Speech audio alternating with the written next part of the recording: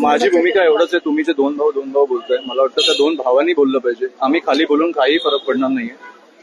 मला काही इश्यू नाही, दोन भाऊ एकत्र येणार. पण मी 2014-17 बघितलंय. 2014-17 सोडा मी कोविड काळात बघितलंय, जिकडे मला वाटतं उद्धवजी मुख्यमंत्री होते. राजसाहेबांनी तेव्हा उद्धवजींना पहिला फोन केला की हे भीषण एक आजार आलाय आपल्यावर, त्याच्यामुळे कुठचंही सरकार असो आपण त्यांची साथ दिली पाहिजे.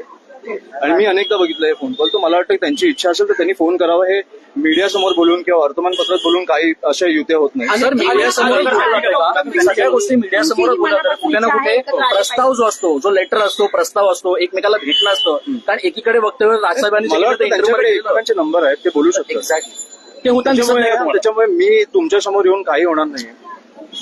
आणि हे जे येतोय ते कशासाठी येतोय तुम्हाला पण माहिती आहे की जे बोलतायत सकाळी उठून ते कोणाला फसवता तुम्ही. ते दोन भाऊ आहेत, ते बोलतील नाही का? यावेळी पुढाकार त्यांनी घ्यावा. कोणीही घ्यावं, मी नाही घेऊ शकत. आम्ही जे विरोधक आहेत ते असं म्हणतायत की दोन्ही ठाकरे जरी एकत्र आले तरी आमच्या किंवा इतर पक्षावर कोणताही परिणाम होणार नाही, शून्य आहे. कसं पाहिजे? नाही, मी जोपर्यंत काही होत नाही तोपर्यंत मी त्याच्यावर वक्तव्य करणार नाही. पण तुमची इच्छा आहे का एकत्र यायला? तुमची काय इच्छा आहे? परिवारातील सदस्य तुमची इच्छाच नाहीये. पत्रकार कशी यायची? माझी राजसाहेबांची जी इच्छा आहे ती माझी इच्छा आहे. रोकठोक महाराष्ट्राला सबस्क्राईब करा आणि बेल आयकॉनवर क्लिक करायला विसरू नका.